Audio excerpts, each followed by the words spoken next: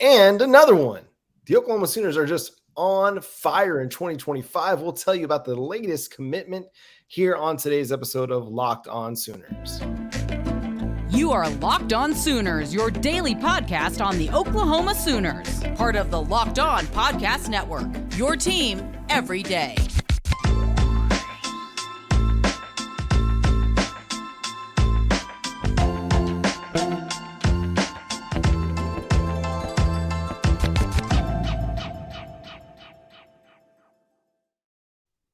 Hey, what's up, Sooner Nation? These days, every new potential hire can feel like a high-stakes wager for your small business. That's why LinkedIn Jobs helps find the right people for your team faster and for free. Post your job for free at linkedin.com/lockedoncollege. Terms and conditions apply.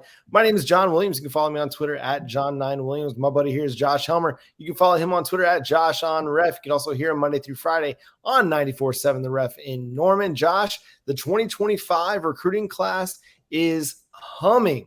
As we speak, the Oklahoma Sooners picked up their fourth commitment in the cycle. This is crazy, getting off to a great start in that 2025 class, this time picking up a commitment from four-star wide receiver out of Checotah, Oklahoma, the home of Carrie Underwood, now the home of Elijah Thomas, the latest Oklahoma Sooners commit. Again, four-star wide receiver out of Checotah.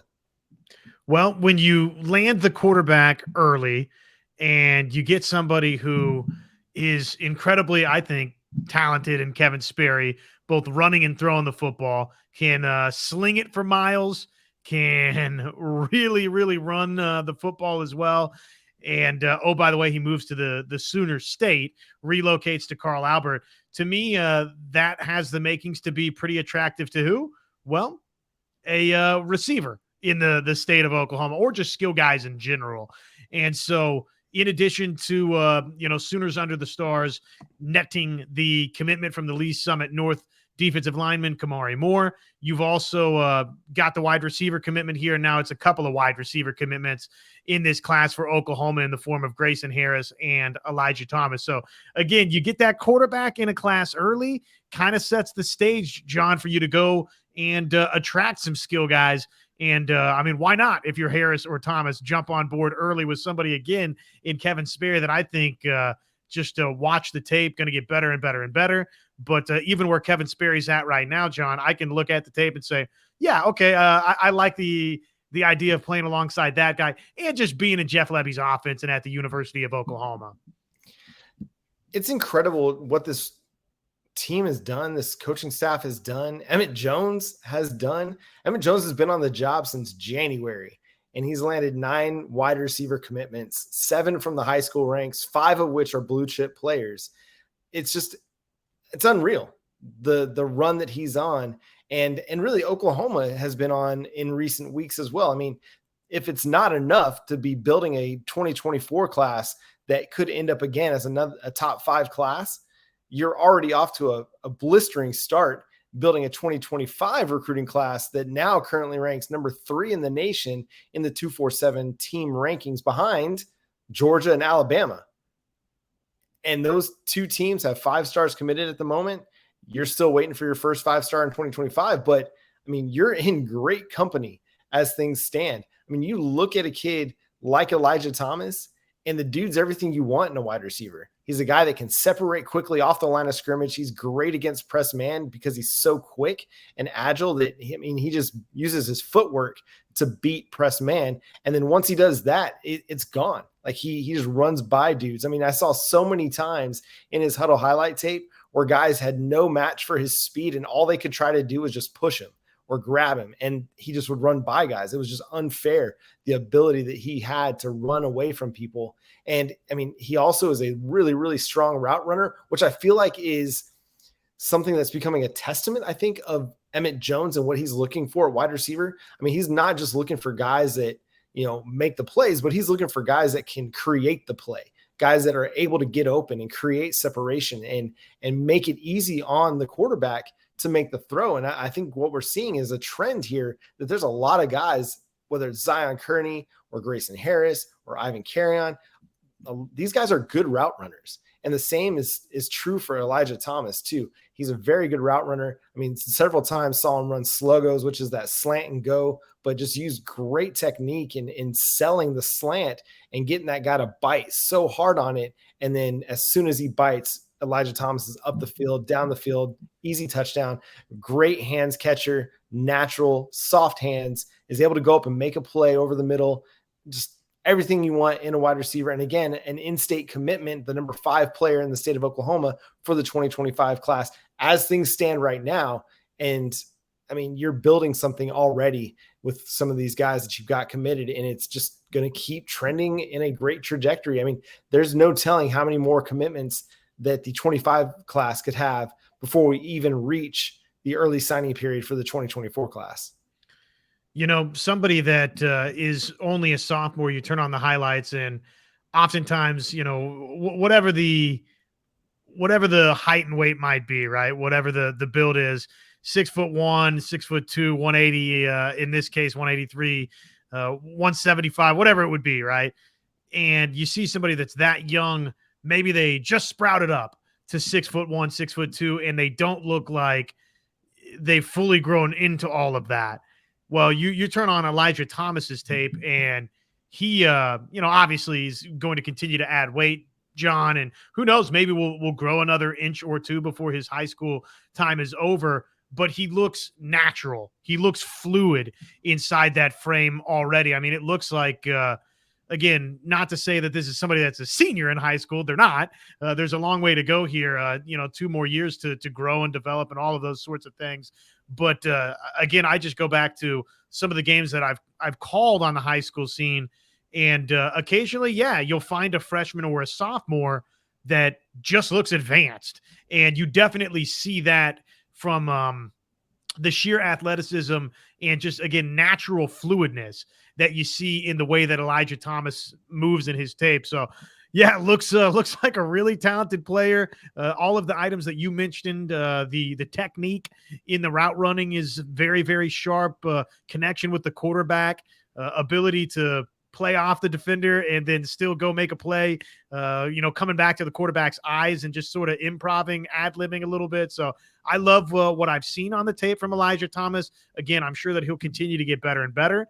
And it's worth noting too, John, that here's somebody in Elijah Thomas that actually, and again, we'll say this a lot with any recruit we talk about for the most part, but he plays both ways for Checotah too. So he is somebody that probably some schools, as you know, you go throughout the process, Oklahoma gets his commitment early here. So will that scare some schools off to where they say, yeah, no, he's from the Sooner State. He's committed to the Sooners. We're not going to waste our time there. Maybe, but there might be other programs that if they continue to try to recruit him, John, they come in and say, okay, well, actually, we like you as the free safety that you're playing in high school. So this is somebody that Oklahoma right now is saying, and it's easy to see why when you flip on the tape. They're saying, hey, he's going to be a part of Emmett Jones' group at wide receiver for us.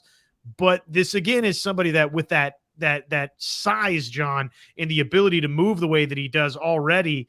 Yeah, I mean, if for some reason you're stacked up in the future at wide receiver, that could be somebody that flips back over to the defensive side of the football. Again, don't think that's the plan right now for Oklahoma, but just informing the masses that, yeah, technically this is somebody that does play both ways.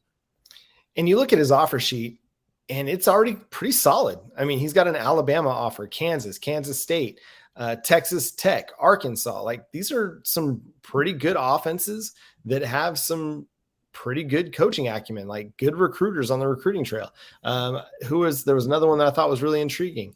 Oklahoma State, Texas A&M. So, I mean, it's early in his recruitment, and yet he's got, you know, Oklahoma, Bama, Arkansas, and Texas A&M, you know, 4 schools that are SEC schools, Oklahoma being in the future, obviously. But then you've got several Big 12 schools on his radar as well. So, you know, a guy that already has that solid of an offer list, including the Bama offer, I think should tell you enough about what kind of player he is and what kind of player, you know, colleges are projecting him to be. I mean, he's going to be a really, really good player for the Oklahoma Sooners, and we're excited to have him. It's going to be good times. I mean, again, Emmett Jones, he's got 5 commitments for the 2024 recruiting class. He's already got 2 wide receiver commitments in the 2025 class. how many wide receivers will Emmett Jones take in the 2025 recruiting cycle? I'm going to set the over under at 4.5. No, 3.5. I'm going to set it at 3.5. Do you think they go over 3.5? You get Absolutely. 4 wide receivers or under? Absolutely, they're going over. They're already at 2. So, I mean, they just need to match that total the rest of the way. And, wide receiver, things can happen rapidly there where somebody says, you know what, I'm not necessarily crazy about my situation at the University of Oklahoma anymore, talking about guys that are on campus where don't see the same amount of snaps that I would like or production or on and on and on. It's a little bit of that diva type of position in football. So it's not unthinkable that all of a sudden what you think are the numbers aren't the numbers anymore at Oklahoma. And then that basically means that you shift your focus a little bit to saying, okay, let's add a couple of more in this class. So yeah, I'm definitely, if you ask me right now, because of the way Emmett Jones is recruiting, and B, the quarterbacks that Oklahoma's got on campus, and then C, just the position itself, right? That the ever-evolving nature of a wide receiver room that, if you told me right now, pick over or under on that, man, I might take the over on 4.5 right now with Emmett Jones. Yeah, and there's a good chance that, you see a big turnover over the next couple of years at the position because they're trying to restock and kind of retool what was a wide receiver group that was left with basically Marvin Mims and Drake Stoops and Jaleel Farouk by the time Lincoln Riley left. You didn't really have much else. Theo Wease transferred, Jaden Hazelwood transferred, Mario Williams transferred. The Trajan Bridges thing didn't work out. And so you had that whole 2019 wide receiver class just basically was nothing for Oklahoma. Aside from, a good season from Theo Wease, or I say a solid season from Theo Wease, one solid season from Jaden Hazelwood. That's about all you got out of it. So like those 2019 kids, I mean, they'd be going into their senior year or their, redshirt junior year this year and, being big time contributors, but you got nothing out of it. So now you're having to start rebuilding that class. And that's why they've taken, 2 transfer portal additions this year, 2 last year, 5 commitments in the 24 cycle, 2 more in 2025 with probably at least 1 or 2 more to come at the wide receiver position because they got to rebuild the whole depth chart basically after this next couple years. And so you've got to have guys coming into the fold. There's a lot more recruitment news that we got to talk about. We finally got some dates on some 5-star recruitments that Oklahoma is very interested in. And then we're going to talk about what Jeff Lebby had to say about Jackson Arnold later in the show. But first, we're going to talk to you about our friends over at LinkedIn. What makes this thing operate is John and I, we've got good people. What makes Sooners Wire operate? You got good people. What makes the Ref Army operate? We've got good people. You need good people as well because these days, man, every new potential hire can feel like a high-stakes wager for your small business, and you don't want to take that 90% chance. You don't want to take the 70% chance. No, you want to be 100% certain that you've got access to the best qualified candidates available, and so that's why you have to go check out LinkedIn Jobs. LinkedIn Jobs, it helps you find the right people for your team faster and for free. It's very, very simple. Right on over there. Post your job for free. LinkedIn.com/LockedOnCollege. Then you just add your job, purple hashtag hiring frame to your LinkedIn profile to spread that word that you're hiring. And again, LinkedIn Jobs, they're going to help you find the qualified candidates you want to talk to faster. Post your job for free. LinkedIn.com/LockedOnCollege. LinkedIn.com/LockedOnCollege to post your job for free. Terms and conditions apply. We got dates. We thought we might find something out from one Mr. David Stone. And sure enough, we did find something out from Mr. David Stone. And unbelievably, inexplicably, we found something out about Williams Nwaneri as well, John. We've got a pair of dates for these 2 commitment dates. First up for Williams Nwaneri, August 7th, the date for Nwaneri, and David Stone, August 26th, the date there. So I guess as we start looking at our commitments board here, you've got July 31st coming up, Michael Patterson McDonald. Then what? You've got Nwaneri, Isosa, if I'm remembering correctly, on August 14th. And then you get a little bit further down the road for Caden Durham on August 25th, David Stone on the 26th, Braden Platt a little bit after that. And who's the final name? There's somebody else in September that I'm not thinking of, but Nigel Smith, September 8th. Thank you. Obviously a big time target there as well. So, well, let's just talk about the 2 5-stars, I guess, first, John. It's kind of sets itself up to where this is a huge 6-week period again for Oklahoma recruiting in this 24 class. But we wanted to know, okay, are we actually coming towards the finish line in these 2 recruitments? And now we can say, we think, yes. Yeah, I think because Williams Nwaneri is getting that Oregon visit done, I think that's why we're going to see a commitment come soon after that. The August 7th date. Initially, it was kind of rumored to be August 1. Now he's going to go visit Oregon. I think that's again, I talked about it on yesterday's show, the final box that needs to be checked for him to have all the information that he needs to know that he knows that he knows that he knows that he and his family know what they want to do, whether it be Missouri or Oklahoma or Georgia or Oregon. All the buzz seems to be, and what guys like Parker Thune, Brandon Jum are reporting, is that it's more than likely down to Oklahoma and Missouri. Oregon is going to be a wild card because, they're able to generate good NIL packages. Sounds like Missouri is generating a very hefty NIL package as well. Oklahoma is going to have theirs, but also what are you looking for? If you're looking for development, you're looking for, to compete and be a part of a winner. You're looking for head coach stability. Probably Missouri is not your choice. But if you're looking to play for one of the best defensive coordinators in the country, you might look at Oregon. You might look at, Oklahoma, we know, is going to be a heavy favorite in this recruitment. It just comes down to, okay, is Oregon too far? Because we know that proximity is an issue. Proximity is one of the main factors in this recruitment. How much does Oregon, that visit, sway things? I don't think it's going to do enough to sway them away from Oklahoma and Missouri. And I really do think that this is still Oklahoma's race to run. And the relationships are there.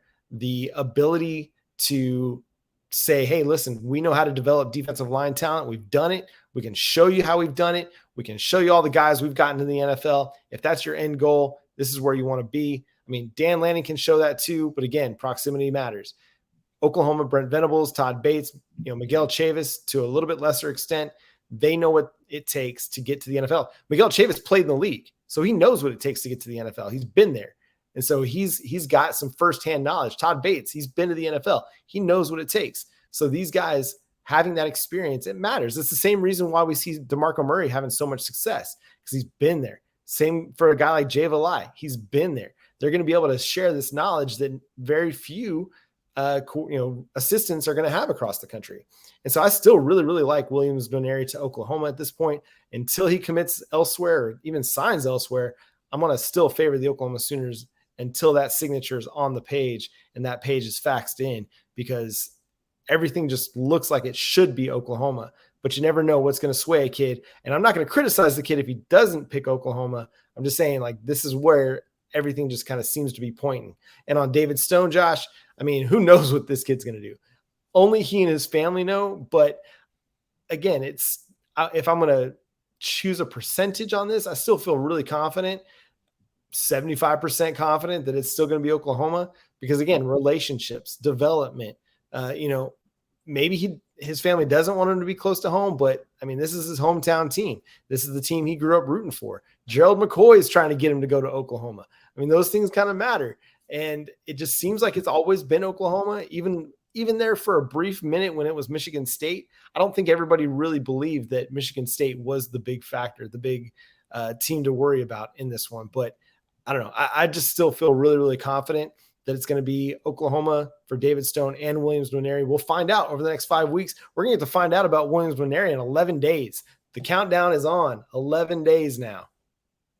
Well, and if the answer is Oklahoma there, doesn't that, can't that help make up your mind if you're David Stone? I think David Stone's coming to Oklahoma regardless, but, to me, you want to surround yourself with other great players. And so you think about PJ Adebawore, and you think about Sanders, and you think about Gilmore, and you think about Jaden Jackson. And then all of a sudden, if Nwaneri picks Oklahoma, I'm David Stone. I'm saying, all right, well, wow, there's a lot of talent in Norman, Oklahoma, not to mention, obviously what Jeff Lebby and company are doing on the offensive side of the football as well. And home is where the heart is, we think, right? I mean, it feels like that's been a strong pull all along in this recruitment, but on both, the dust will start settling here very, very shortly. We do, by the way, have the official final 6 as well for Williams Nwaneri, and it's Michigan State, it's Miami, it's Florida, it's Texas A&M, it's Oregon, and it's Oklahoma. So that's the final 6 for David Stone. For David Stone. Did I say Williams Nwaneri? Yeah. Well, thank you for the correction. Yes, for David Stone. David Stone, the final 6 for David Stone. I repeat. My apologies there. No, we were wondering, right, for Nwaneri. Yes, David Stone, final 6, Michigan State, Miami, Florida, Texas A&M, Oregon, and Oklahoma. So a lot of people were surprised for David Stone that Alabama wasn't a part of that, but they were not. They were not. And I mean, Alabama moves the needle in a lot of ways. But again, if you're ready to make your decision, you're probably not going to visit Alabama because you want to have your decision done and be done with your visits and then just go play football. So we'll see. We'll see how this all transpires over the next 5 weeks. It'll give us a lot to talk about leading up to commitment days. So we'll have you covered here on Locked On Sooners. With that, coming up, we're going to talk to you about what Jeff Lebby had to say about Jackson Arnold. First, we're going to talk to you about our friends over at eBay Motors. For a championship team, it's all about making sure every player is a perfect fit. It's the same when it comes to your vehicle. Every part needs to fit just right. So the next time you need parts and accessories, head to eBay Motors. With eBay Guaranteed Fit, you can be sure every part you need fits right the first time around. Just add your ride to My Garage and look for the green check to know that the part will fit or your money back. Because just like in sports, confidence is the name of the game when you shop on eBay Motors. And with over 122 million parts to choose from, you'll be back in the game in no time. After all, it's easy to bring home a win when the right parts are guaranteed. Get the right parts, the right fit, and the right prices on ebaymotors.com. Let's ride. eBay Guaranteed Fit, only available to U.S. customers. Eligible items only. Exclusions apply. And hey, if you haven't joined our Discord server here for Locked On Sooners, make sure you do that. The links are in the bottom of the podcast and the YouTube sections as well. You can follow those links and join the conversation. We got more than 30 people over there now having fun, just talking Sooners football, Sooners recruiting. As basketball and softball and baseball gear up, we'll talk those things too. And just whatever, the NFL season is going to get started soon too. And so I'm sure everybody will have a lot to say about whatever your favorite team is and a lot to say about the Dallas Cowboys and how they won't be successful. And I'll be right there to tell you why they will be successful. So join the Discord server for that. But Josh, the final thing we're going to talk about is what Jeff Lebby had to say about one Jackson Arnold, speaking at the, future Coaches Luncheon. Yes, the Fostering Futures Coaches Luncheon. Thank you. The Fostering Futures. I was having it backwards in my mind. The Fostering Futures Coaches Luncheon. He had this to say. He's really exceeded expectations. And this is per George Stoya of Sooner Scoop. At some point, that young man is going to be the face of our program, and everybody in this room and Sooner Nation is going to be dang proud of him. I think he's preaching to the choir. I think pretty much everybody expects that that's going to be the case.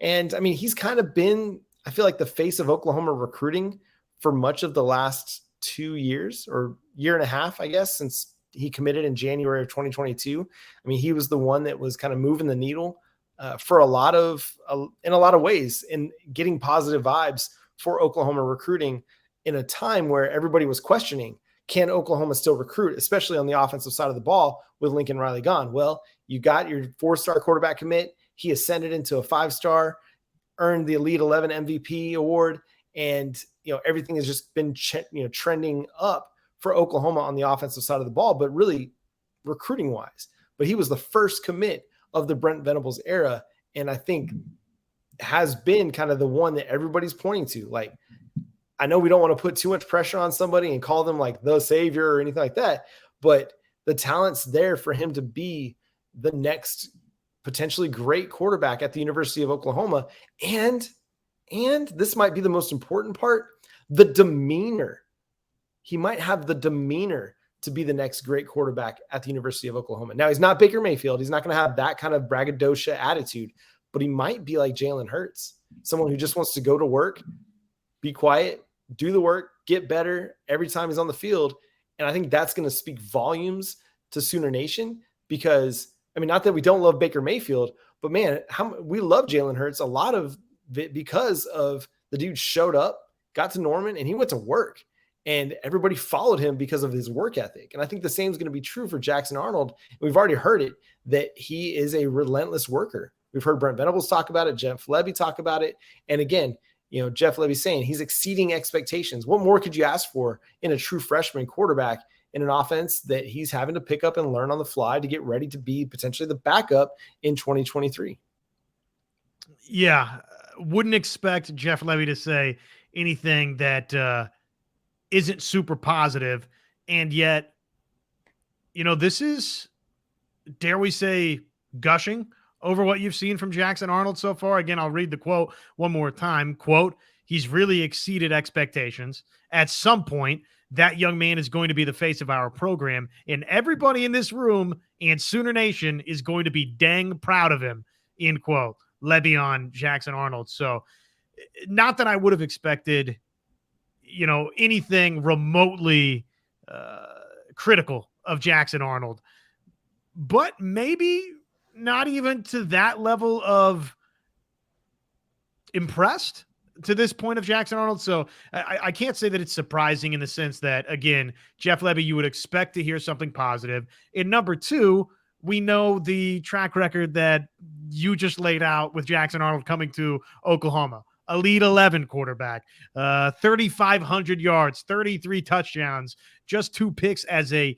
senior at Denton Guyer. So let's just round up and say 1,000 rushing yards, 24 touchdowns on the ground. I mean, the guy's a 5-star Elite 11 MVP for a reason. He comes to Oklahoma with the idea and the understanding that, yeah, eventually he's going to be a superstar at Oklahoma and one of the top quarterbacks, a Heisman contender, maybe the next Heisman winner at the University of Oklahoma. So again, it's nice to hear that. It's not surprising to hear that, but maybe even it's still a little bit ahead of schedule, or maybe it's not. It's a 5-star. The other interesting thing from the coaches' luncheon was, what were the odds that you had on your bingo board of a fan getting salty enough to ask Jeff Lebby, hey, are you going to score a point against Texas this year? Hey man, you cannot count out Oklahoma people about what they're willing to ask their coaches, man. Like we're a proud bunch and we are a bold bunch. We'll just say that much as well. And it does not surprise me that somebody asked Jeff Lebby about Texas. I liked his answer. I think it was a great answer. It's like, if I don't score against Texas this year, I won't be sitting here next year. I think it was a perfect answer in that situation. Like, it's going to be the question that comes up, you know, from now until that Texas game is done. Like, everybody's going to be wondering what the offense is going to look like this year. And I think we're going to have a much better answer for what the offense is going to look like this year versus Texas than it did last year. Yeah, it's, you know, give it up, tip of the cap to Oklahoma fan on that one. That was funny to read today, and I'm with you. That was a good response from Jeff Lebby. You know, there's really not much else probably you could say in that setting. And Oklahoma, I mean, Jeff Lebby, everybody knows that in a lot of ways that's what they're going to get judged by, is how much progress overall is made. And then, of course, you know, the standalone game, probably publicly, we're not going to hear that from the coaching staff or these players, but I think privately they understand that, yeah, because of what transpired last year in the Cotton Bowl, 49-0. Yes, a lot of their growth this season will be sort of judged individually in that one game. Yeah, and I know that they're going to come into that one with a hungry edge about them, knowing 49-0 is going to be hanging over their heads all week as they have to hear about it from the media, you know, from, you know, people in, you know, player interviews, it's going to get to a point where they're going to be so frustrated talking about it that they're going to want to take it out on Texas.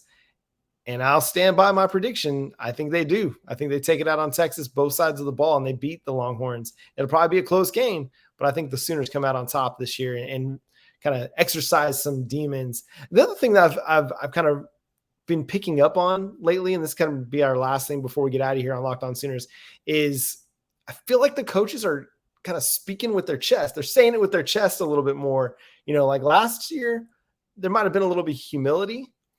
But this year, I feel like Brent Venables, Jeff Lebby, all of them are like just unabashedly confident and unashamed. They're just putting it out there. Jeff Lebby talking about how you don't leave Oklahoma.